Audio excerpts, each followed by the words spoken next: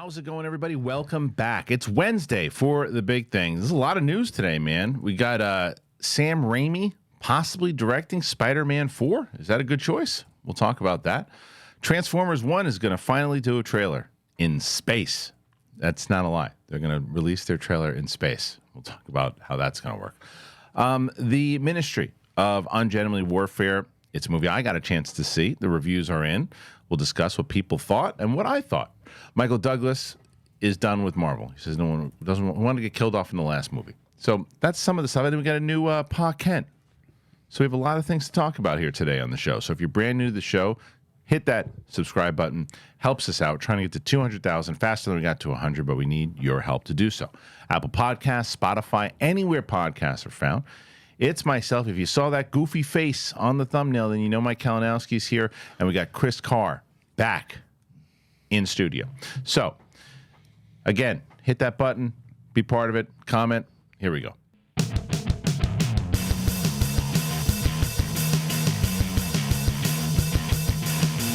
Welcome back, ladies and gentlemen. It's myself, Kris Carr, and Michael Kalinowski's back in the house. How's it going, Groucho LaRousse? What's up? What do you mean, what's up? I said, what's going on? Everything's going on. I don't know. I feel like I hate seeing myself without the beard. I got so used to it. Why did you shave it off? My work is back. Oh. The thing I do, they're finally back because we had construction. I normally can't have to do a role at Universal Studios where I have to be clean shaven. Nice. Okay. And it was down for like 7 weeks, and I grew a beard. You don't like to say what that role is on the air? Psycho, Norman Bates. Can I do that? Yeah, of course. Okay. Why wouldn't you? I don't One of know the if best jobs. Ever. I love the tour so much. That's it, yeah, that's what you do. You've probably seen him many times. Probably. Yeah. I'm usually quite drunk by the time I do the tour, though. Perfect. That's usually my, Kristian, you need to sober up. Yeah. You're not one of the people that flash me all the time, are you? Mike, I'm not going to confirm or deny that. All right. Well, now I know what you look like. No, we know. So, well, it's good to have you back because we had a good show last week. Actually, maybe it's not good to have you back. We had a good show last week, so you got a lot to live up to. You got a lot to live up to.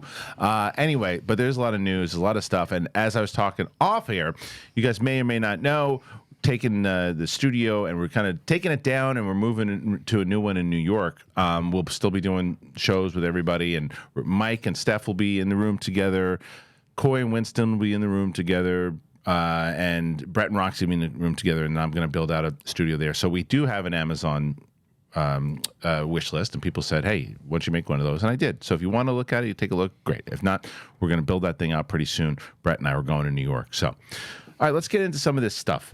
We have a lot of news that dropped, stuff that I saw this morning. Well, that's a lot to cover. So here is the first story. Okay, so this is a rumor. Sam Raimi is rumored for Spider-Man 4. Now, the community on page says, or X, whatever, says, no, this is not true. But I don't know when the community page started debunking sources when that was allowed to happen. The website says this is not true. Their source is wrong. It's like, how do you know that? So I don't know about that. So we will take it with a grain of salt. But I don't know about the community page on X. Filmmaker Sam Raimi helped start the flood of comic book movies over the past 2 decades with the Tobey Maguire-led Spider-Man trilogy from 2002 to 2007. Raimi seemingly left Marvel behind until years later in 2022 when he tackled Doctor Strange and the Multiverse of Madness for Kevin Feige's Marvel Studios. The result was a smash hit for Disney. Recently, in interviews, Raimi has indicated that no one from Marvel has gotten in touch with him regarding doing more, even as he's expressed interest in returning to the fold and has acknowledged the online rumor mill about such a possibility. Today, World of Real reports that while officially Sony still doesn't have a director attached for the 4th Spider-Man film, their sources indicate Raimi is now in contention to direct it. They say no formal offer has been given to him, but there have been talks. Scheduling will play a part as he's also set to direct Send Help, but that one could be delayed for this. Other prior frontrunners like Justin Lin, Drew Goddard are seemingly out of the running, having just signed up for other projects. Tom Holland and Zendaya are likely to return in their respective roles on screen. There is no word on a release date as of yet. So there were some rumors about the release date is that this thing was potentially going to come out in 2025, which is insane. Because if you look at the release schedule itself, there's an untitled Marvel/Sony project for like June. They're going to have to shoot this movie. They said, from whatever report it was the other day, said that they're aiming to start shooting this in like September. you're going to have 6 months to get a movie into the theater? No chance, unless they push it to December. So let's say that this rumor is true. Sam Raimi directing Spider-Man 4. What say you? I'd be in. He created some of the best Spider-Man movies we've ever seen. On Two Filthy Casuals, we actually have been revisiting the Spider-Man franchise, and Spider-Man 2 is that kind of golden standard still for so many people. It not only kind of blends like horror aspects because it's Raimi, right? So you have this kind of monster creation in Otto. You have the Jekyll and Hyde thing in the first one, and the third one we don't really talk about. But I think it'd be fun. It'd be nice to get some fresh blood in there. I'd like to see what Sam does. I didn't love every aspect of what he did with Doctor Strange, but I loved when he had those moments that were so quintessentially him and his directorial style. So I think it could be cool, especially with Peter going back to being boots on the ground, going back to being a friendly neighborhood Spider-Man, dealing with all of that, working at the Bugle. If they do that, because there's a whole back and forth with Sony and Marvel. As Sony wants to do multiverse stuff again, and Marvel wants to this time do boots on the ground, street level Spider-Man, which is the way to go. Your friendly neighborhood Spider-Man. But play with the Parker luck. He has such a messed up life, and that's ripe for content. I know. I want to see a New York Spider-Man just doing his thing, solving crime. But Mike, let's start with the Raimi thing. Yeah. Where do you go with this? Well, for a second when you guys were sitting there talking in my head, I was like, there's so much Spider-Man. I was like, oh, he's going to finally do the Maguire 4 that they wanted to do. I was like, oh, no, wait, this is Holland. I'm going to say no. Nah. Holland's got to have his own thing. Raimi's so in the Maguire, it's just 1 and 2 I still think are fantastic. I just really think they're really great movies. And nah, I'll say no. Not for you. No, I just, especially if you're going to do grounded stuff, Raimi's got that vibe. He's got his thing. A little bit more fantastical. Yeah. I'm also not on board with the Raimi Yeah. pick on it. And I also, when they rumored him to do the Avengers movie, I think it's a bad choice also because are you a big Sam Raimi fan? I am. See, but it's always the same thing. Because I'm not a big horror person, but I like his super stylized stuff. Like Evil Dead is so fun. Right, it is. There's no argument. And what he does very well is if you are a Sam Raimi fan, he always pleases his audience. Like it's like, sometimes if you're a fan of a director, you're like, I don't know about that one. It didn't work. It's very rare for him. I always use this example when I took a buddy of mine who's a big Raimi head, and I took him to see Doctor Strange, the one that Raimi did, and I didn't love it. I thought it was more of a Raimi movie than it was a Marvel movie. But my friend was a Raimi head, and he was like, "Oh, it was amazing! It was so awesome because it did exactly what he wanted to do." Now, if you are a Raimi head, you are super excited for this potential choice because he's going to bring that flair that 1 and 2 had. I like the Tom Holland movies better than I like the Raimi movies. Really?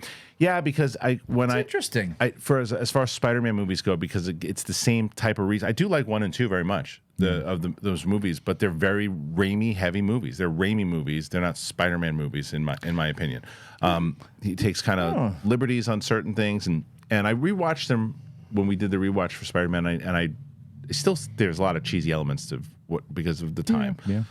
But they're good. They're really good movies. But I would much rather what you said, Mike. I would much rather what I still think Sony, which is now it's just a joke when you say this, completely dropped the ball because they do it all the time when it comes to the Spider-Man movies.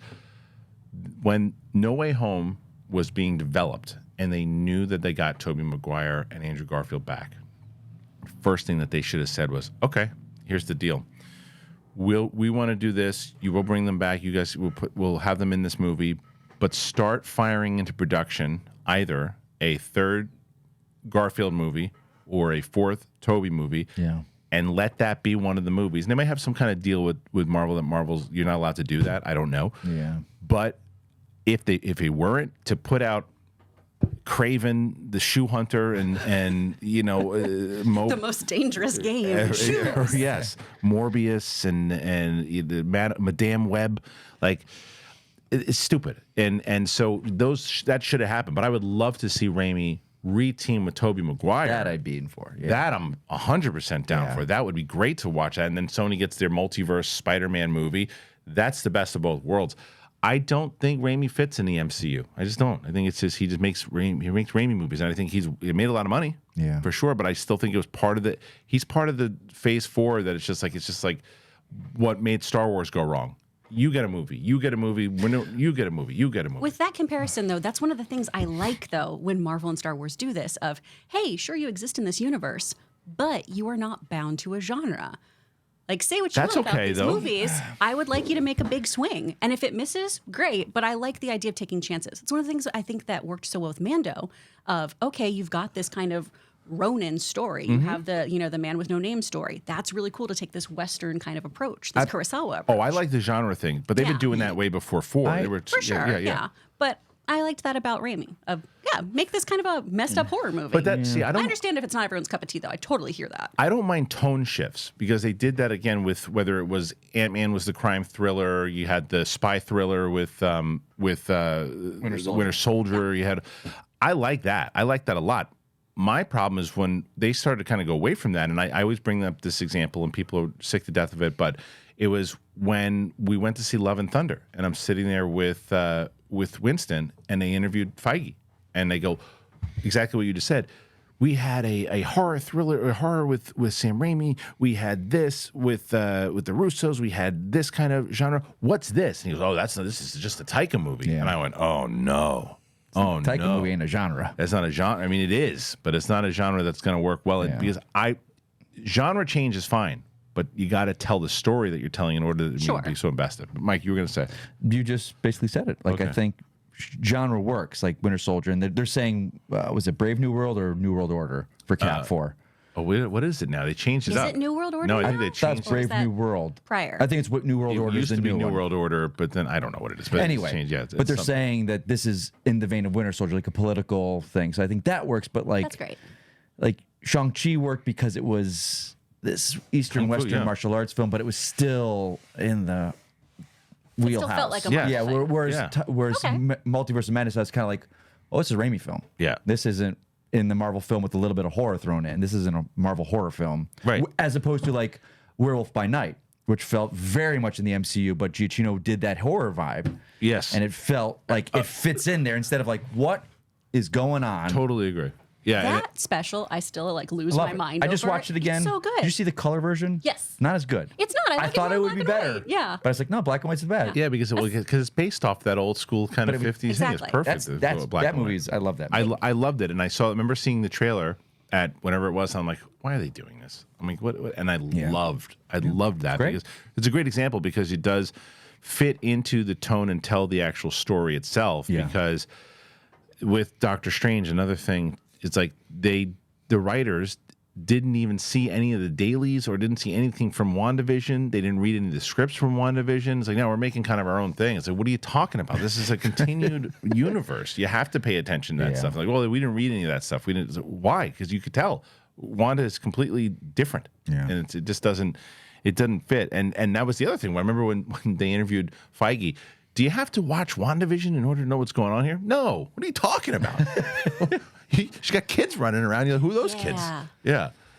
So I was like, yeah, that you have to watch it, and the writers should have watched it as well. But as far as Raimi doing this movie, I really would like to see him do something. If he's going to do superheroes, something like Darkman again, which is fantastic. Something in his lane where it doesn't have to connect to these stories. I don't think the MCU is a good fit for him. I just don't. I definitely don't want to see him doing the Avengers movie. I think that's. Yeah. As a fan, no. Yeah. He keeps getting mentioned for that, and I'm like, no. Ryan Coogler, I think, would be fantastic doing that. I'd love to see him do the Avengers movie, and he's another one that is an example of someone who I think did his own thing with Black Panther when he came in, but stayed into, hey, here's our premise. This is what we have. This is the story we want to tell. Yeah. But we want your tone. What's your pitch? Like, that's the kind of stuff I think works. Raimi's earned the right to say, I don't want to do that. Yeah. I'm going to do my movie. But that's why I don't think he's the right fit. So, but the Star Wars thing, like, that's those first 3 movies. Hey, JJ, you want to start us off? Cool. Okay, well, should we come up with a whole pitch for the trilogy? Nah. What are you going to do in the first one? Okay, next guy will take it and run with it. Next guy goes, nah, I don't like that. I'm going to do something else. So, and then you get a guy in Colin Trevorrow who says, oh, wait, I don't love all those choices, but I'm going to take everything that you guys did, and I'm going to actually play off that, okay, Luke says that to Kylo, so he'll kind of haunt him in his thing. Okay, that makes sense. All right, so I'm going to play off of everything you guys set up, and then they fire him. And then they bring in JJ, who goes, no, I don't like anything that Ryan did. I'm going to do my own thing now. And my favorite is when you get people going, no, JJ has said he loves what Ryan did. No, he doesn't. No, he doesn't. Anyway, thank you for allowing me to rant. It's a mystery box. It's a mystery box. The mystery box. So what do you guys think as far as Raimi goes? If he does, because I see the same thing every time we talk about Raimi, which, as I mentioned, he deserves the respect. He's a freaking legend. But I see the same thing. I feel like the majority of people who say this would be great if Raimi did it, it's amazing, are Raimi heads. Are you a Raimi head, and do you want to see him directed, or are you not a Raimi head and still want to see him directed? That's what I'm very curious about. Put your comments in there.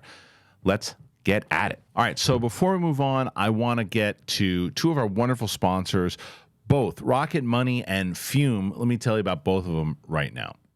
Let's talk about some habits, because you guys know you got some habits, and there's nothing better than beating a bad habit with a good habit. And we've talked about Fume before. You guys know we've talked about Fume. We've had Fume on, and we're glad that they are back. It's great. And Mark Riley is the one who's really been talking this thing up, and I can't wait for him to talk about it even more so on the show when he's on for UAP. And he's just talking about how flavorful it was, better than he thought. It feels very fresh, and it's like refreshing herbal tea, but if it was vapor. You can look at like sticky soda. It's got it's really good. It's well weighted. It's perfectly balanced. It's extremely fun to fidget with. And it really, look at the wood itself. It's great. You can start the year off right with the good habit by going to tryfume.com/bigthing and getting the journey pack today. Fume is giving listeners to the show 10% off when they use that code BIGTHING to help make starting the good habit much easier, because you get it. Instead of bad, Fume is good. It's a habit that you're free to enjoy, and it makes replacing your bad habit easy. It comes with adjustable airflow dial, and it's designed with movable parts. It's great. They use flavored air instead of vapor. Fume is completely natural, by the way, instead of electronics. And this is the reason why I decided. People are like, well, why would you get involved with something like this? Why? Because they don't use harmful chemicals. They use delicious flavors, and that's why I got involved. Fume works. They're great. So thank you again to Fume for sponsoring the show. Rocket Money. I've been telling you guys about Rocket Money forever, because there's a lot of times that you forget about these subscriptions, and you either pay twice for it, you didn't realize it, you sign up for a thing, and you're like, oh, I'll do that first free month, and then it's gone. Your money's gone every month. Did Rocket Money do what you wanted them to do for you when you signed up? Because it did it for me. I had all these subscriptions, and I was like, oh, and it lists it out, and it says, don't do that. You don't need these. It tells you how much money you have that you've spent in the month. It tells you, it gives you your credit score. It gives everything. I mean, Rocket Money for me is the way to go. It's a personal finance app. And it finds and it cancels your unwanted subscriptions. It monitors your spending, and it helps lower your bills, which is the best. So you can grow your savings, because Rocket Money has over 5 million users, and it's saved a total of 500 million, saving members up to $740 a year. So don't waste money. Cancel your unwanted subscription and go on over to rocketmoney.com/bigthing. rocketmoney.com/bigthing. All right, thank you to our friends over at Rocket Money and Fume.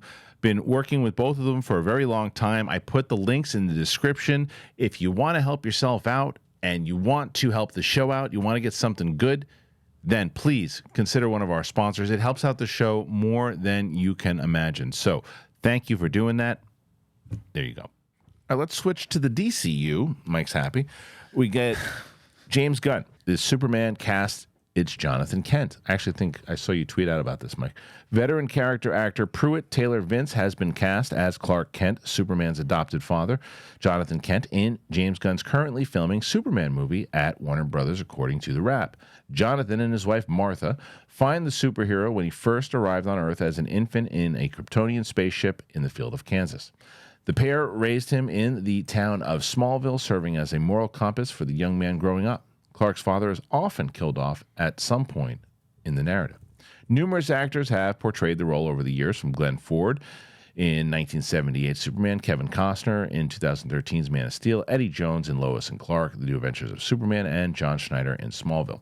Vince has been around on film and television for decades, with roles in films like JFK, Mississippi Burning, Natural Born Killers, Jacob's Ladder, The Cell, Identity, Constantine, Monster, Drive Angry, Bird Box, and a series like Murder One. The list goes on and on and on. He joins a cast that includes David Corenswet, Rachel Brosnahan, Nicholas Hoult, and more.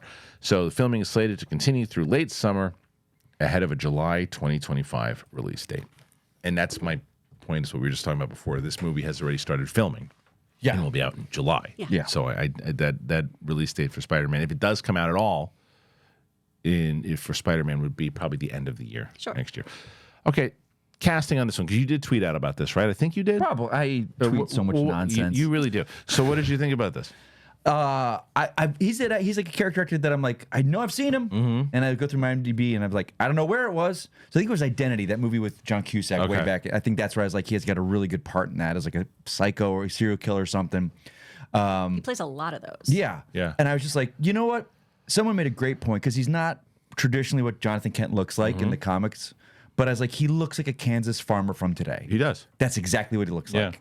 Yeah. So I'm like, he's great. I mean, hey, I love character actors. Like those character actors that have been working for 20, 30 years with a resume that's long as my arm. So good for him. Yeah. So it's in good hands. Absolutely. You love to see a journeyman actor really get a great role like this. And that's something I think that's been lacking in DC and Marvel both, is we get all these huge name people where it's, I don't need this to be Russell Crowe. I don't need this to be Michael Douglas. They're great. They're wonderful actors, but I love when we have somebody who's been working diligently for years get a movie like this that's going to fill their like pockets and also get them more screen time that they deserve. He's an Emmy Award winner. Like, see, I wouldn't even know. I wouldn't even know that. But like, you make a great point, because a lot of times with these people are saying, you know, that you surround your lesser known actor with the big names. People wanted Kurt Russell. When I heard Kurt Russell for that, I'm like, that'd be great. For Jor-El. Yeah. Or Jor-El or Pa Kent. I'm like, that'd be great. But then I'm like, then you're watching the scene going, that's Kurt Russell, there's Jor-El, that's Kurt Russell, is Pa Kent. Russell, sorry. But it's just another actor that can lose himself in the role, and you're completely. I love the fact that our, Pa Kent and Clark Kent right now are unknowns to me, in the sense that I don't know every single day what they look like. I have no expectations going in of what they're going to bring to the role. So it's exciting, and I hope Ma Kent is equally a working actress, but an unknown to everybody. And I say unknown, but that's such a bad thing, unknown actor, because he's not an unknown actor. He's that guy. It's like that documentary though, with like the opposite and everything, where you just go, oh, that guy. Yeah, I know you from that. Yeah. I love when that happens. Yeah. I think that you guys are both on the money, because I think that this is one of those things you and I talk about all the time. Sometimes when you look at a character and it's someone like a Kevin Costner, you go, oh, it's Kevin Costner. Yeah. It's great. He's great in this role. Great. But it's Kevin Costner. James Gunn, first of all, one of his major strengths, we've all talked about it, is casting. Absolutely. Very good at casting and music. There's like two big strengths for him. And I think this is the right play, because you already getting, people are going to come in to see the movie already. It's Superman. It sells itself. Yeah. It sells itself, and guess what you also do? You keep down your budget. Yeah, Keep sure. down your budget. 100%. You get a good actor, and you keep down your budget. You don't, because he's not going to cost that much. So if you get someone like Kurt Russell, it's going to cost you a lot more to do, and you don't need it, because the role is there with Pa Kent. We know it. We know what the role entails, and and Candice is clearly, James Gunn thinks he's capable of. We've seen the stuff that he's doing. It's a great move. It's interesting, because I love Eddie Jones and Kay Callan. They were Lois and Clark, and I remember them. Like, I didn't know who they were at the time, but to me, I still can remember the scenes with them. Whereas when I'm watching Kevin Costner, it's Kevin Costner. It's Pa Kent. He's great. Some of the best scenes in that movie, Man of Steel, are with him. But it's the big name, and you probably spent a handful of money getting Kevin Costner. Yeah, and for the new generation, this is going to be their Pa Kent eventually. Yes. He will have the effect that Glenn Ford had on everyone that loves Superman the movie. He will have that effect, and I hope he's going to be alive. I hope they keep him alive, because we haven't seen that in the movies yet. You've always dealt with Pa Kent dead. But Superman's too old by the time, because Superman doesn't. But he doesn't have to die. That's the thing. It's not like the Waynes. Yeah. Where it's integral to his character. It's stories over the years have kept him alive. Some don't. I don't agree. I think that was one of the things. Of course about, you don't. I don't, because I actually really do like Man of Steel. But it is one of the things that I don't like about that movie. His death? is the way that he died, because the whole because I understood the point of it. I get that Kevin Costner, don't show him yet. Don't do it yet. It's not time to reveal it. The whole point of, especially in the Donner version, when he has the heart attack, it's that Superman can't fix that. Yeah, he can't. He's like, there's just some things Mother Nature's not going to let you fix. I love him having a loving family dynamic, though, so he further distances himself from Bruce. And then you can't have Pa Kent die later on of natural causes, like normal human beings do. Right, and he still can't fix it. And he still can't fix that. And then that opens up the opportunity for Bruce to have a very humane moment with a very unhuman person who seems much more relatable than him. I think it's also like he can learn what he needs to learn through other ways. And I think bringing up Batman, eventually when they will be together, this is a man that will still have his family. And he doesn't have his family. So that's a nice dynamic that we haven't seen. I think Gunn is I hope he's looking forward to, he's got 5 years planned out, 10 years, like to see things that we've never seen before. We've never seen stuff before that. And it's true, but you also got to be careful though sometimes, especially with how volatile the freaking audience is. It's just like you got to be careful on how you're going to change lore. It's like, is the lore so dramatic of a change that it's going to affect? Well, that's not how it usually works, and because that's what Snyder did. Snyder did that, and not a lot of people really had a problem with it. Some people did, but it wasn't like one of those things that like made or break the movie. It didn't. So I'm for it because the story, if it's the story that he's telling me now, the movie is based off of the comic. The Man of Tomorrow, is that what he's using a lot? Superman for All Seasons is in there, but it's also he's a Superman that's newer, but he's not like so. Pa Kent's still alive. He doesn't meet that point where he's Clark and can't save everyone. He's Superman. Unless it could be flashbacks, who knows? But I have a feeling he's going to keep him alive, and they're just going to be his parents. Okay. What say you guys? You like this casting? Do you think it should have been someone that was a little bit more famous, or is like it seems so far the reaction of this announcement has been getting a lot of love. It seems like it. So, what do you guys think? Put your comments in there. Tell us, is this the way to go? All right, next one. Okay, the Ungentlemently Warfare reviews are in. This is a movie that I had a chance to see the other night. My out of the theater reaction is up.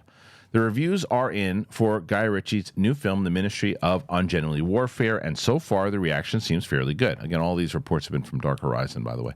Henry Cavill, Henry Golding, Alan Ritchson, Isaac Gonzalez, Cary Elwes, and more are in the true story tale, which covers the UK Prime Minister Winston Churchill's and James Bond author Ian Fleming's secret World War II combat organization.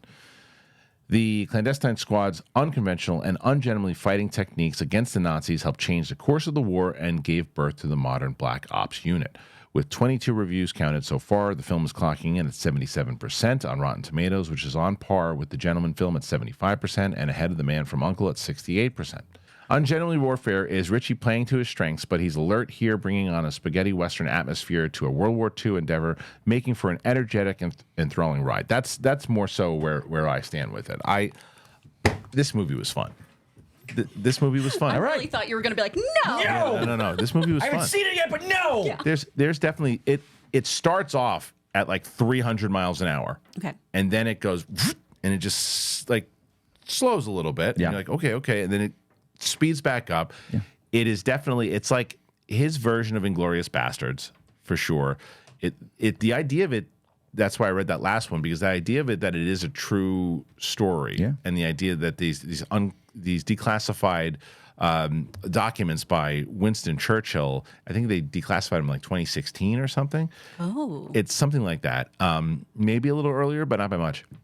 But the idea that the government did not want him to do it. Churchill had to go basically to around people's backs in order to put this ragtag crew together, going on this freaking slaughter mission, trying to take down these U-boats. It's fascinating, but done in the Guy Ritchie style, because they could have easily made this kind of like a Spielberg World War II, Saving Private Ryan type thing. If they wanted to, they could have taken it in that really serious World War II. But they have the fun with it. That's what worked for me. And it's like, I walked out with a smile on my face. I thought Henry Cavill and Isa Gonzalez were standouts. She is fantastic. She's having a great year because she crushed it in Three Body Problem. Yeah. She's so good. Is this one something for you that you think you want to go check out? Oh, hell yeah. explosions, needless explosions, That's what killing Nazis, let's go. It's Guy Ritchie doing Inglourious Bastards is what I thought when I saw it. And I love this cast too. I love Henry Golding, and I want him to be in more stuff that's successful because he's had a lot of movies that are not great that you can tell he's trying so hard to do what he can with it. And I think he deserves a great run. He's honestly who I want to play James Bond. Love him. Henry Cavill is incredible always. Yeah, Henry Cavill. Love these guys. Henry Golding is good when he's in it. He doesn't get that much to do, I don't think. Oh, okay. But That's I think disappointing. But he's good when he's in it. Okay. It's just like I don't think Alex Pettyfer has more to do, Interesting. which normally I thought he did really well too. That's what Guy Ritchie has been doing, because I don't necessarily think Charlie Hunnam is a great actor, but he was fantastic in The Gentleman. Yeah. He was fantastic in that film. And Guy Ritchie does that. He gets these kind of fun performances out of people, and he does that here. And Henry Cavill is just having the time of his life. Yeah. He's having the time of his life. So I really enjoyed this movie. I had a lot of fun with it. This is, to me, I think it's right up your alley. Yeah, when I saw it, I was like, first of all, like I knew the history of Fleming when I was doing the book. I knew I discovered all this. Like he was a war correspondent and then worked, behind the scenes, kind of as a spy type stuff, and it was really cool. I love Cavill. I love Richardson. Yeah. I love him. Yeah. I mean, I've loved him for a while, like as an actor. I think he's really good. I like him as a person, so I like seeing him successful. But Alex Pettyfer, he was the one, like, it was maybe, now it's about 10, 15 years ago, he was really going to be the it guy. Yes. And I Am Number 4. behind the scenes and drama and stuff really kind of derailed him a little bit. But I always Magic liked Mike him. drama. Yeah, and then I felt who's Kingsman guy, young guy. Oh, Taron Egerton. I figured he was he kind of replacement. took over. Yeah. They were the same look, and he took over and went. So I'm great seeing Pettyfer back kind of in these roles, because I think he's a very talented actor. I think just maybe it was Hollywood and Whatever it fame, was. because they pushed him for to be the next big thing, and it maybe behind the scenes and whatnot. But I like him as an actor, so to see him kind of back in these character roles and giving a shot and yeah, man, It's fun, and you also like it because the rumor is, and this is probably in your book as well too. The main character that Henry Cavill is playing is who apparently Fleming rumored they based James Bond the off character of. on, yeah. Yeah. So Christopher, gosh, why am I blanking on his name? Sauron. Christopher Lee Yeah. is He's Ian Fleming's cousin, and he based James Bond off of him and his antics. Well, maybe there's a mixture of Okay. it too, because this spy that Henry Cavill Carr, plays, is it Carr or- you can't remember, I'm trying to think of his name but the is. actual from what they're saying and what you see him do, and because Fleming was behind the scenes working with Churchill on it, the actual missions and the real stuff was based off this real spy. very cool. So Okay. which is very interesting. So. It's good. I'm glad that it's getting the reviews that it is. 75, pretty good Yeah. for this movie. I hope it does well. I think Guy Ritchie right now is on a tear. I think he's between The Gentleman, between The Covenant. We go into this with a friend. He did 4 movies in 5 years. Did he? Yeah. And all of them but one were that Operation Fortune. Yeah, was that was kind of one- like, I thought. Yeah. I was like, It's so fun. But I was like, isn't that a Netflix movie? And they're like, no, it was a theatrical. I was like, it was? Yeah. So that was the only one out of The Covenant, not Beekeeper, Covenant, Gentleman. this, and The Fortune, and then there's one other in there, since Aladdin. And then I'm sure But he's knocking them he's out. got the TV show for Gentleman going out too. So he's having a hell of a run right now. And this was, and I think that maybe that last movie, because until yesterday or 2 days ago, I didn't even know that movie existed. The one you just talked I thought about. it was a Netflix. I didn't even know what it direct was. release. Who's in it? Josh Hartnett. Oh, right, Statham? Statham and Josh Hartnett. That's right. That's right. Hugh Grant. Yeah, Grant's in so it. a lot Aubrey of people. Plaza's in it. Aubrey Okay. Plaza, that's Yeah. the girl. So Aubrey I was going to take away what I was going to say. I was going to say maybe there weren't just enough big names in it, but I don't know. Just kind of that thing It just just kind of wasn't came and marketed. went. No. Yeah, it was just- weird. It was Yeah. like wasn't marketed, and I had the impression it was on a Netflix direct release, and Same. I was like, You liked it? I thought it was fun. Yeah. It's not incredible. But she's it's like, fun. I thought it was fun. It's not. No, but it's Incredible. It's just a movie to watch. It's a movie. Yeah, it's a movie to watch. It was fun. That's cool. So I asked you guys, is this a movie you're going to see this weekend? What's the next one you're going to see in theaters? I think that's the thing I want to see. Make sure you put in the comment section, what is the next movie you're going to see in the theaters? Is it this? Is it Abigail? Well, I'm going to see that actually tonight. Oh, you're not going to see that. Neither are you. But I'm going to see that. Horror film? Yeah. No. I'm going to see that tonight. And then trying to see. I'm supposed to challengers. I keep missing Fall challengers. Guy, dude. You got to see the Fall Guy. I know. I want to know. Well, you want to go? Don't you want to go? If, If I'm not out of town, I'm going. Okay. I got a special screening, but it's like a fan thing. You could just get buy an AMC ticket. Okay. That's like a couple days before the release that I've already got a ticket for. I want to reach out. I'm going to see. So But let me know, man. I'll go. If I If get a I'm plus free. one, I'll bring you. So Damn right. Yeah, I want to see. I want to see that one. That's going to be. That's a good. I'm wondering how many people are going to put that in the comments because I think Fall Guy is going to do way better than people think it's going to do. I just hope the hype because they're saying it's fantastic. Yeah. It's summer. I mean, everyone says that. It seems like the movie comes out of CinemaCon. It's like movie of the year, movie of the summer. Now I wanna see best it. romantic comedy of 2024. Well, now I want to see a live action Beavis movie with Ryan God. Gosling. Did you see that? Did you, Oh, you didn't see no. the sketch Oh, from no. Saturday Night I Live? didn't watch it. Oh my god! it's awesome. I almost want to do. You know what I'll do is you want to do a quick reaction to it. Sure. All right, do a quick reaction to it. All right. So Kris just watched. rumblings. Yeah, so that good. I've been Yeah, Kris just watched that, and how funny was that scene? That was great. It was so good. It was one of the best things they've done in probably 10, 15 years. Ryan Gosling a comedy is It's really good, it's underrated. just awesome. He's so good at it. Yeah, well, I remember there was some silly tweet a little while ago. It was Ryan should do comedy. it's like, Yeah. Like, did you now that see? after seeing Barbie, they go after seeing Barbie, Ryan should do comedy. It's like, what are you talking about? He's done comedy, Lars For and the Real years. Girl. He's The Nice Guys? The Nice Guys. That He scene did with him in the bathroom with the gun. Yeah, And- Crazy Stupid Love. and Nice Guys. Yeah, so he's great at comedy. He's really good, and that was hilarious. So great. definitely want to see him do some more. I mean, I think that's what he's going to wind up. I think it's a mixture. I think it's action comedy is what Fall Guy is. Yeah. That's what yeah. I keep hearing too. Yeah. Yeah, so I'm excited to see it. Yeah. All right. What about you guys again? Put your comments in there and tell us exactly what movie you're looking forward to. All right, let's move on. Okay, new report. This one's from IndieWire. Martin Scorsese is in talks to direct Frank Sinatra's biopic with Leonardo DiCaprio starring. Jennifer Lawrence has been eyed to portray the legendary film star Ava Gardner, who was Sinatra's second wife. The Oscar-winning auteur is rumored to be once more developing a biopic based on the legendary crooner, a project Scorsese's been associated with before, with longtime collaborator Leonardo DiCaprio in talks to portray Old Blue Eyes himself. Variety reported the news. DiCaprio recently starred in Scorsese's Killers of the Flower Moon and also led other Scorsese-helmed biopics like The Wolf of Wall Street, Aviator, amongst others. Variety noted that Frank Sinatra's daughter, Tina Sinatra, controls her father's estate and has not approved a film adaptation of his life story. However, Scorsese is already looking to cast both DiCaprio and fellow Academy Award winner Jennifer Lawrence in the film, with Lawrence portraying Ava Gardner, who was Sinatra's second wife after Nancy Barbato. Lawrence and DiCaprio co-starred in Don't Look Up. Variety reported Sony is leading a bidding war for the project.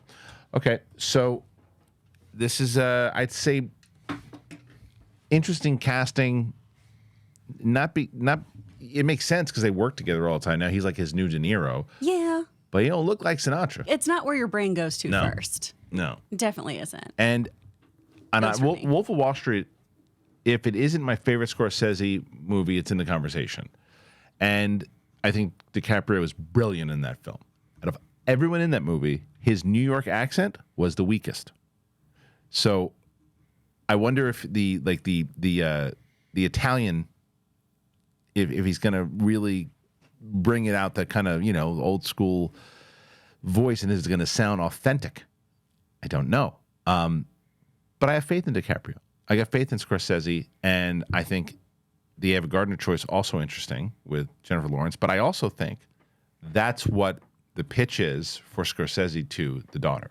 I think it's like, look, we're going to do this with Leonardo. We're going to do it with Jennifer Lawrence. We're going to bring respect to your dad's name, and we're going to make this thing special. And you go in with heavy hitters. So what do you think about this overall, this plan? I agree that's probably part of the pitch because otherwise you have all the other stories about Sinatra being a womanizer and being oftentimes problematic at a time where people weren't called out for that kind of behavior. Mob ties. Exactly. And I'm sure pitching to his own estate, to his own children, you got to find those ways of, we're going to class it up. We have absolute tour de force actors here. We've got Academy caliber actors. So your story is in good hands. We're going to make your father look in the best light possible while still telling a story honestly. That would be my hope for what they're going to do. I don't gravitate towards either of those actors for this role. But hey, I mean, once you put somebody in hair and makeup, once you put somebody in costume, it can really change the game. So maybe these are going to be absolutely perfect people. I also I can't even think about hearing Leonardo DiCaprio singing. Right. That's kind of a major thing. Yeah. Huh? I need him to croon, and I need to know if he can. Do you think that they do the thing that they've done many times? So, like, didn't they do this for the Freddie Mercury? Like, someone else sang it, right? Where they blend and stuff too. It's a lot of Adam Lambert mixed with Rami Malek mixed with Freddie Mercury. Right. They did it. Very different example. They did that on Eurovision too, of changing their vocals and mixing them with other singers. Right, and that you do also get it to a scary thing though too. If they use AI, they could probably do a lot of stuff too. Yeah. Well, and if you're working with the estate, I don't know if you do that. I know, unless the estate gets that money, which is a whole other can of worms. Where do you go with all this? I go to the source. I saw this news this morning, and I directly called my best friend, Nathan Bigelow. I've known this man for 30 years. He's I used the Once Upon a Time in Hollywood quote. Less than a wife, but more than a brother, this guy to me. He is a Frank Sinatra. It's his life. Old Hollywood. Okay. He just came here for the weekend. We had to do we had to eat at El Coyote because of Once Upon a Time. He loves this. He is the guy, and he goes, it's awesome. It's perfect. So that's who I care about. He's not a movie. He's not our film Twitter. Our film Twitter is going to be all day. Scores, DiCaprio, Sinatra, both. He doesn't have blue eyes. This and that. That's going to be what it's going to be all day. It's like, and Scorsese said it's going to be Goodfellas meets The Aviator. Is that what he said? So The Aviator was Howard Hughes is not a character like Sinatra in the sense that he's this bigger than life character in a fun way. He's got his You don't demons. think jars of urine in a room are fun? Exactly. Like, so to see, to know who's going to be Dean Martin in the Rat Pack, and they're going to be going to all the Hollywood haunts and the famous places in Hollywood and old Hollywood. Like, it's going to be pretty. It's going to be insane, and everyone's going to want to come back to work with this and like come out. Like, I'm excited. Like DiCaprio, look what they did with Cooper. For Bernstein, Maestro, like right? That's true. They're going to give him a tooth. They're going to get thin his hair. They give the blue eyes. I think this is just, and the fact that they've wanted to do it for a while. This has been. I was talking to Nathan. He's like, they've been wanting to do it, the two of them, for years. Yeah, and it just has never been able to get going. Yeah, and, I'm excited about it because I think them working together. They put together magic on the screen, man. Yeah. They really do right now. They work together really nicely. But again, it kind of goes back to that whole Pa Kent idea. Am I going to watch this and go, oh my gosh, he is completely immersed. That is Sinatra. Or am I going to go, hey, Leonardo DiCaprio is doing a pretty good job in this movie. There's great point. That's kind of my issue. I mean, this guy, my best friend, he makes me watch this Christmas special that him and Dean do every year. Like, but the stuff that they can do, and just seeing, and we just watched Once Upon a Time in Hollywood again. I know a different director, but it's just that the classic Hollywood, the glorified, and to probably get into the underbelly of it with him and the mob and stuff. Yeah. And there was a great, I don't remember who was in it. It was a mini series or something. I know Tom Wilkinson was one of the characters' fathers in it. One of the Kennedys. He played a Kennedy. It was a whole with Kennedy and Sinatra. That whole big thing. Yeah. And that was he wanted to get in with them and the mob. And it's like that era is fascinating. But maybe they'll do his whole kind of up into the end. And I wonder if they mention anything of The Godfather or anything. That's what I'm saying. Like all that stuff. I wonder. There's so much to juicy. That's a movie. That's a movie to me that if it's not 4 hours, but 3 hours long. I'm like that works. That's okay. Yeah. I am, and Jennifer Lawrence I think is really good. I think the problem with Jennifer Lawrence is what happens to any of these actors or actresses after they just when they're the it person, they're thrown into your face, and you're like, all right. And I remember my wife going, oh, more Jennifer Lawrence movies. She's been like 6 movies this year, and it's like. And that's just the way humans are. It's like, look at Sydney Sweeney right now. She's the one everyone's pushing her right now. So now you have this Hollywood producer going, I don't get it with her. It's like, oh god. Yeah. So it was so stupid. Heartbreaking with Jennifer Lawrence too, because it was, it's so good to see you back. Is it? Where she would have that in interviews of, I felt like people were really sick of me, so I took a back seat for a while. And I think that was a smart move by her. It was, because then she didn't have the Hathaway situation, another bullshit thing that happened to an actress she tries too hard. She tries so hard in her interviews. Oh my gosh, she puts in all this energy. She gives musical theater kid energy. Yeah, because she is one. Right. I don't know what to tell you. Right, so she is. I've always liked Anne Hathaway, but there was this thing going around for a while. We had this kind of ongoing joke back in the day with one of our co-hosts. We're like, why do you hate Anne Hathaway so much? And that was like a thing that was going around. I've always liked Anne Hathaway. But what do you guys think about this news? Is this something that you could see? Would you want to see a Frank Sinatra biopic with Leonardo DiCaprio, Jennifer Lawrence, with Scorsese directing it? And do you think that the estate's going to let it up? What say you? All right, before we move on to our next story, I want to tell you guys about Cuts Clothing, which I've been really digging lately, and BILT, both of them. Super glad to have them on the show. Here it is. I'll tell you a little bit more about cuts. Okay, so, and I've always told you guys that, you know, when you go and you check these things out, they're all things that I love, and I've talked about it many times over that I only have things on the show that I dig. So for you guys, most guys, I think, wear a t-shirt every day of their lives if they could. I mean, I know I would. The problem is that most shirts are not acceptable to wear. You can't wear them at work. You can't wear them out like on a date. Well, but today's sponsors, Cuts, they've changed it. Cuts t-shirts are high quality, wrinkle-free, and so buttery soft that you can look like you're dressing up even when you're dressing down. Yeah, wrinkle-free, and it's true. I've had these things. I love these things. I'm on the move. So when I'm like, oh no, my shirt's gonna be wrinkled. Nope. In a limited time, you can save money. You can refine the dress code, but you got to head on over to cutsclothing.com and use that code BIGTHING for 20% off. So go to cutsclothing.com and use that code BIGTHING. It's so good. They've changed the t-shirt game. It's tons of simple and they're sophisticated items. The bottom stretch, they fit joggers. They look way better than the khakis, and they're 1,000 times more comfortable. So for a limited time, again, our listeners will get 20% off of your entire order, but got to use that code BIGTHING at checkout. 20% off your order at cutsclothing.com. BIGTHING. Support our show and tell them that we sent you. Experience the perfect blend of style and comfort with Cuts Clothing. All right, you know what stinks? When you're stuck in a loop of rent payments, you're just watching your money vanish into thin air. It's the worst.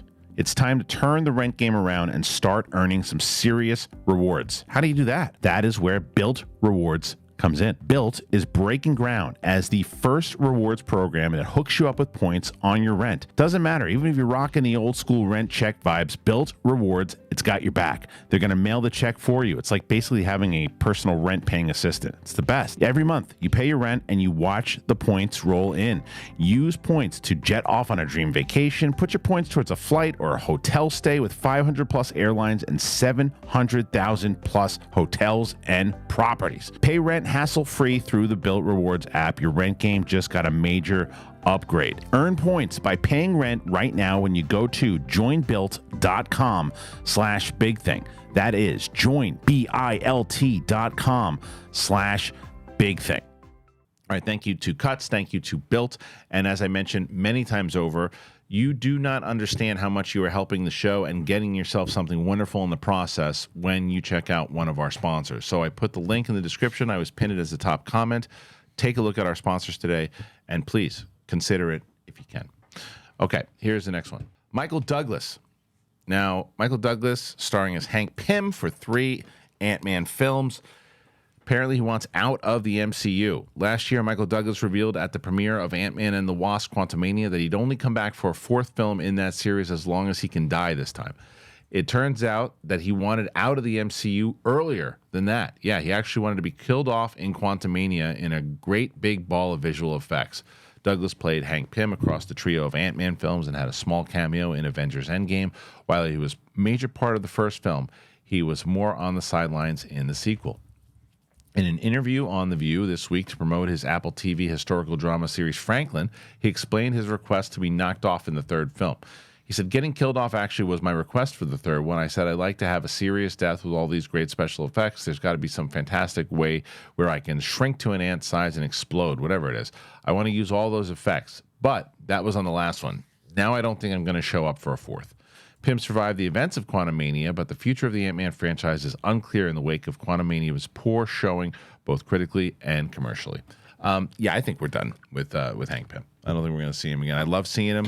Love how that was actually one of my favorite experiences being in LA. I was in Atlanta, but while I was working at AMC, I went to the Ant-Man set in Atlanta, which was great. And I remember getting a chance to interview him and talk to him as he was on this and watching. I can clearly remember the scenes that I've watched. Every time I still go back and rewatch it, I remember being there to watch the actual scene of Hank Pym walking into Pym Industries, and like he was really kind of into it. And then the first 2, I really liked the first Ant-Man a lot, and the second one was fine. The 3rd one is such a departure from those first 2, as we talked about crime, comedy, crime heist movies and that type of stuff. And if they're gonna do a 4th one, if they're even gonna approach it, they've got to go back to that, because going into I like seeing new science fiction. I like it, but I knew walking out of it, it was not going to go over very well with a lot of people. I was like, I like how weird it was, and they set you up in this whole different world, and the ending is terrible. But I knew it's not what you gave people the first 2 movies. It's a totally third movie. So I don't think he's coming back. I think he's done. I don't think he cares about the paycheck. Obviously, he's like, 85 years old. What does he care? Also, he's going to get those tasty Marvel residuals. Well, I mean, those are changing, but still. Yeah. Oh, you're right. But still, Mike, do you think we're going to see him back, or you think they can get him back? Do you think we're going to see an Ant-Man 4 rather? No. Yeah. Do you want to see an Ant-Man 4? It's tough because I couldn't even give you a run of Ant-Man comics where I'm like, that's a good run. That's a good villain. Mm-hmm. You cover the ground. He's a great supporting character in the bigger world. You think we'll see Paul Rudd again? Oh, absolutely. Yeah. 100%. Just not Michael Douglas. I don't think you need. But I think Michael Douglas's quote is kind of a non-story because he's just like, they got these big effects. They're gonna make me small, and then I die, explode. Like, blow me up. What is it? Yeah, blow me up with the effects. I'll be an ant, and I'll explode. I think he's just he's trying to give him a sound bit. He's just like he's over it. Yeah, he's over it. And he's out there promoting Franklin. He's doing this type of stuff, and he's not hard up for cash. No. He's fine what he's doing, and he's probably just look. I did the Marvel thing, and look, Marvel is not in the spot anymore. When they were getting guys like Michael Douglas, everybody wanted to be a part of it. Everybody because they kept putting out hits and critically acclaimed things, and now it's like it's in this place that it's just like, oh yeah, they're fine now. I think a lot of people wanted to do the Glenn Close thing with Marvel, right? I'm going to do one movie, I'm going to be a supporting character, and then I'm out. And she even talked about that of, oh yeah, I want to do weird indie dramas and things, and that means I have to do one of these kinds of movies every decade or so just to help fund that. Yes. And I think that's what a lot of people wanted, because then you have, the Lizzie Olsens who are, I'm contractually obligated to be in so many of these movies now that I'm missing out on some of these really interesting, really character-driven pieces that I'm bummed out about. Super thankful and lucky to be here, but I don't get to do other stuff. And I think that's what a lot of these A-listers wanted was I want to go do that fun thing, and I want to treat it like summer camp. And then I want to be done. I don't want to be like an Olympian and revisit this every 4 years. Right. Yeah, that kind. But you get you're going to get the Marvel cash. Doesn't matter how old or successful you are. You get that Marvel cash when the movies are doing really well, the way that the Ant-Man movies did and everything too. And they're like, hey, what do you think? All right, I'll do another one. And this time we're going to have Michelle Pfeiffer play your wife. Fine. That's like, but you got to do a third one too. You kill me in the third one? Maybe. Well, he wanted to die with great special effects, and those weren't there. They weren't there. Well, no, not for that one. Not for that one. Yeah, but I mean, I don't think it's. I love Michael Douglas, one of my favorite actors of all time. I don't think it's a loss if he says, I'm not doing the fourth one. And he can always kind of say, what happened to Hank Pym? He died off screen. Some of the coolest stuff I think in the Marvel is when they've de-aged him. That was because awesome. I grew up with Michael Douglas at that age. Yep. So to see that and how well it was done, I was like, that's really cool. Like Basic Instinct, Black Rain type of stuff. Romancing the Stone. I see that and he's romancing the Stone. I'm just like, this is awesome. It was pretty awesome. Yeah, that was one of the best de-aging ones that they've done so far. And then the Kurt Russell one in Guardians 2 was pretty good. They nailed that stuff. Yeah, some of them. The Downey one in Civil War wasn't great.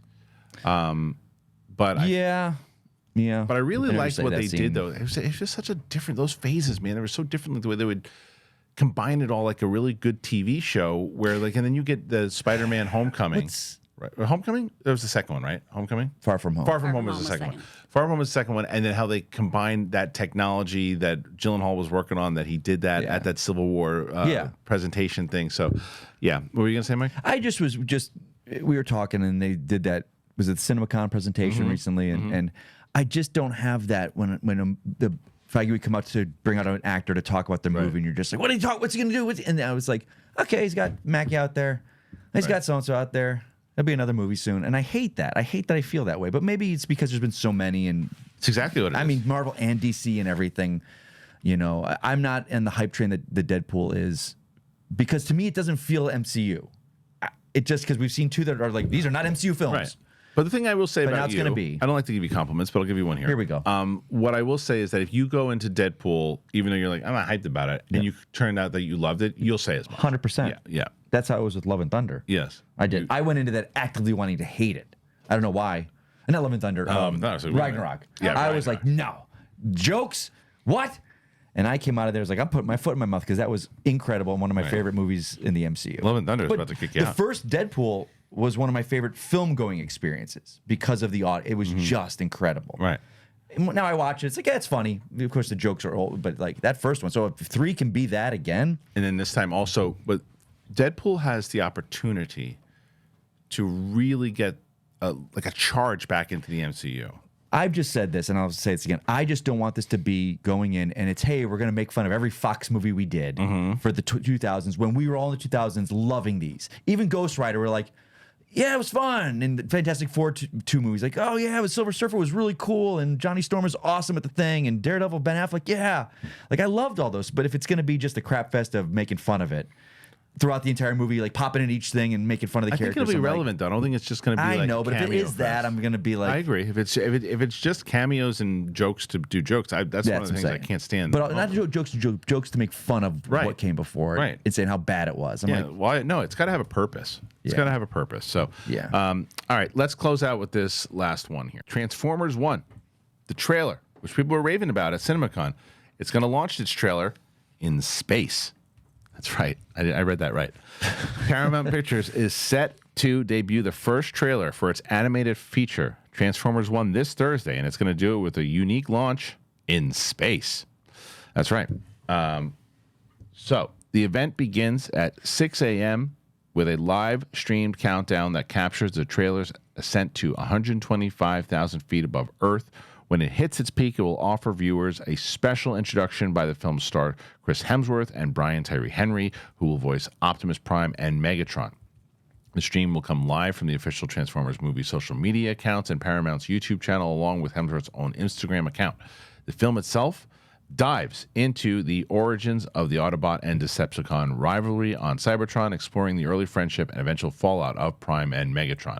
Leading their voices are Scarlett Johansson, Keegan-Michael Key, John Hamm, Lawrence Fishburne.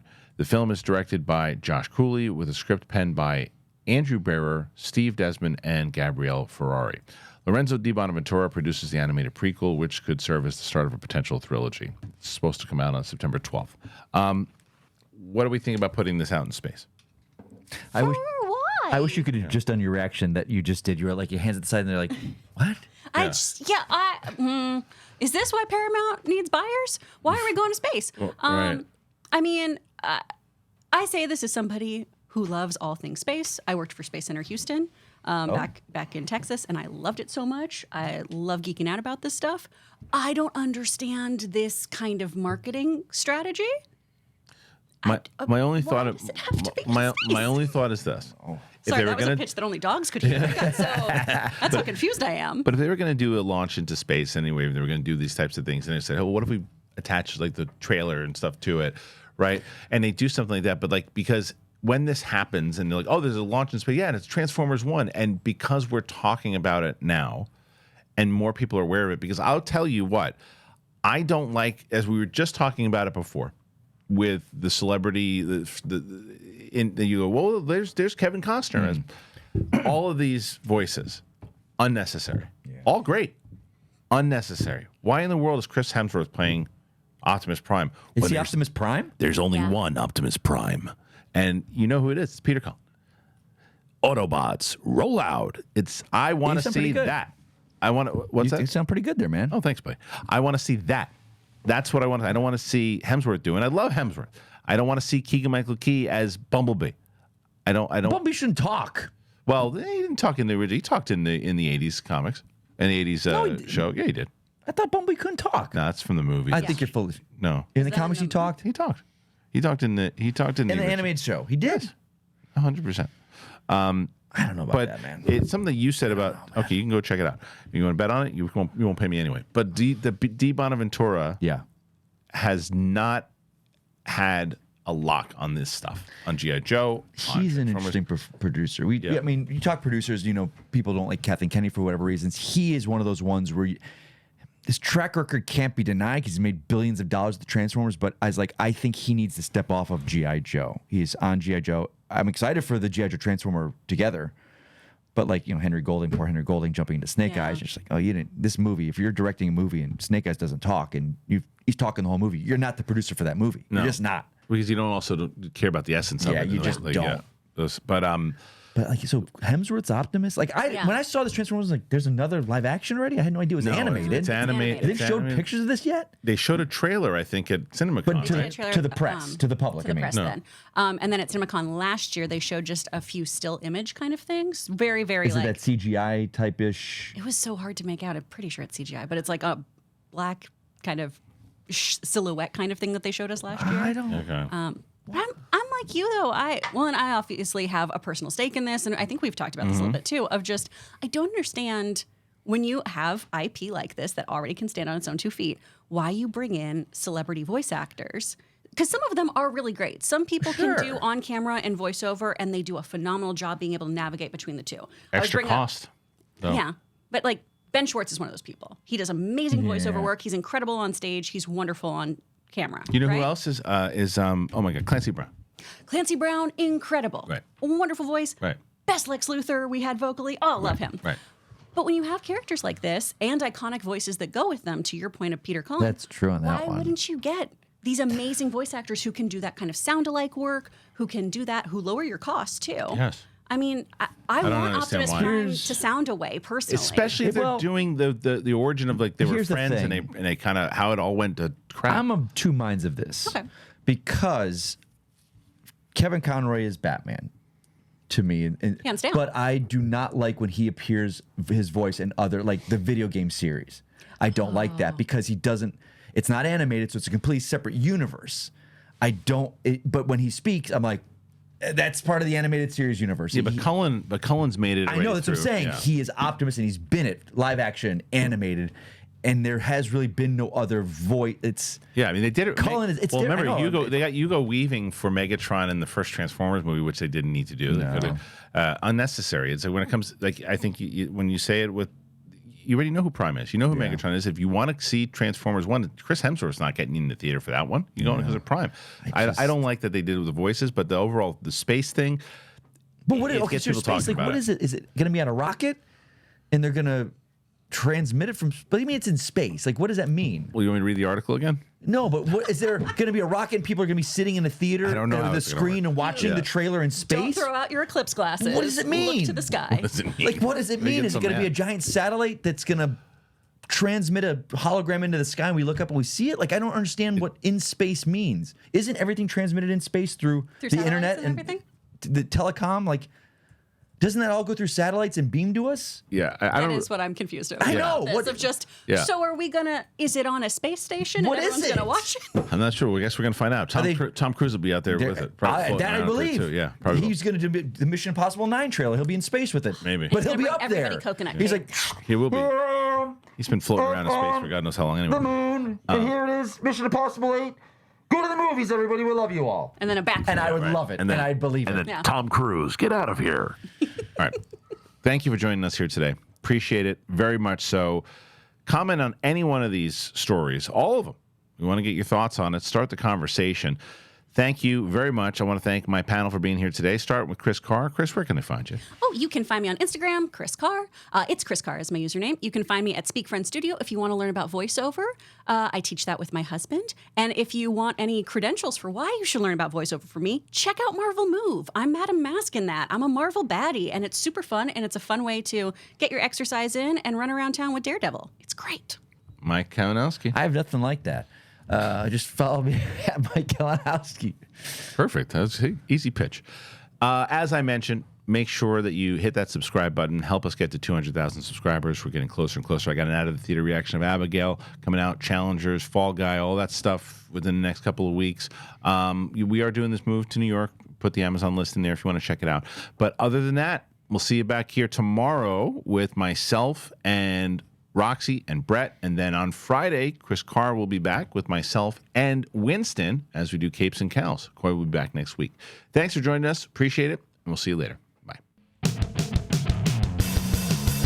Boy, got the vid again? What's it on? Keep that in there. It's called a button in acting. It's called a button.